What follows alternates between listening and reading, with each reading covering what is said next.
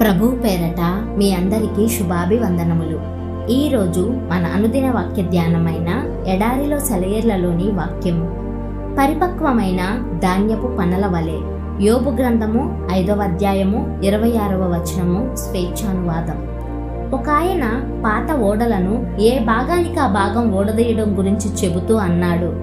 పాత ఓడలకి వాడిన కలప నాణ్యతను పెంచేది దాని వయస్సు ఒక్కటే కాదు, ఆ ఓడ సముద్రంలో అలల తాకిడికి గురై అటూ ఇటూ అల్లాడిన సందర్భాలు, అది మోసిన సరుకులు కూడా దాని కలపను పదును పెడతాయి.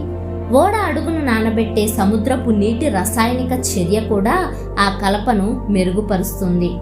కొన్నేళ్ల క్రిందట దాదాపు 80 ఏళ్లు సముద్ర ప్రయాణాలు చేసిన ఒక ఓడను విప్పి దానిలోని దుంగలను, పలుచని చెక్కలను న్యూయార్క్ నగరంలోని ఒక ఫర్నిచర్ షాపులో ప్రదర్శించారు. వాటి విచిత్రమైన రంగుల మేలి కలయిక అందరినీ విపరీతంగా ఆకర్షించింది. ఎన్నో సంవత్సరాల సముద్ర ప్రయాణం ఆ కలపలోని సూక్ష్మ రంధ్రాలను పూడ్చి దాని వన్నెను ద్విగుణీకృతం చేసింది. చైనా కళాకారుడు తన ప్రతిభనంతా ఉపయోగించి రూపొందించిన పింగాణి పాత్ర కంటే అతి మనోహరమైన గంభీరమైన రంగుతో అలరారుతున్నది ఆ కలప.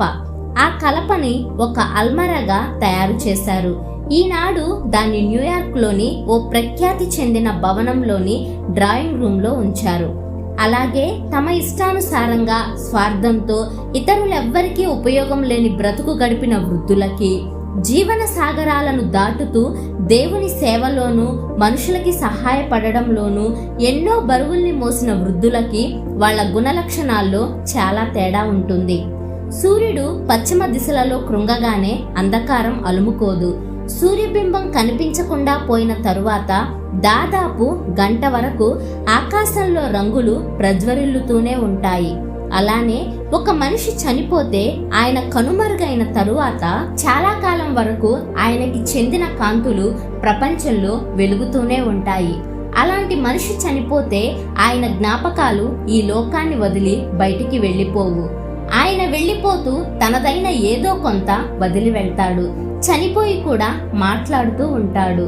ఫ్రెంచ్ వాగ్మాయకారుడు విక్టర్ హ్యూగో తన 80వ ఏట తన విశ్వాసాన్ని గురించి ఇలా అన్నాడు: నాతో ఇకపై నేను గడపబోయే జీవితం కదలాడుతూ ఉంది.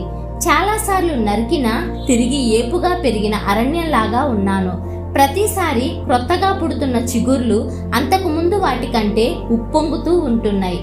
పైకి ఎదుగుతున్నాను. సూర్యరశ్మి పైనుండి నన్ను సోకుతున్నది.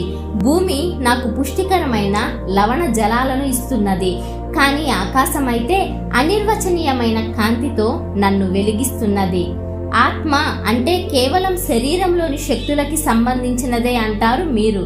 అలాగైతే నా శారీరక శక్తులు ఉడిగిపోతున్న కొద్దీ నా ఆత్మ మరిన్ని కొత్త కాంతుల్ని సంతరించుకుంటున్నదేమిటి? నా తలపైన శీతాకాలం వచ్చి పడింది. నా హృదయంలో మాత్రం నిత్యం వసంత ఋతువు నెలకొని ఉంది. నేను యువకుడిగా ఉన్నప్పటిలాగా ఇప్పుడు కూడా గులాబీలు, గరికపూలు మొదలైన పుష్పాల సౌరభాన్ని, వాసన చూసి ఆనందించగలుగుతున్నాను. అంతం సమీపిస్తున్న కొద్దీ నా చుట్టూ పరలోకపు ఆనంద గానాల ధ్వని నన్ను ఆహ్వానిస్తూ మరింత స్పష్టంగా వినబడుతున్నది. ఇది అద్భుతం, అదే సమయంలో అతి సాధారణం.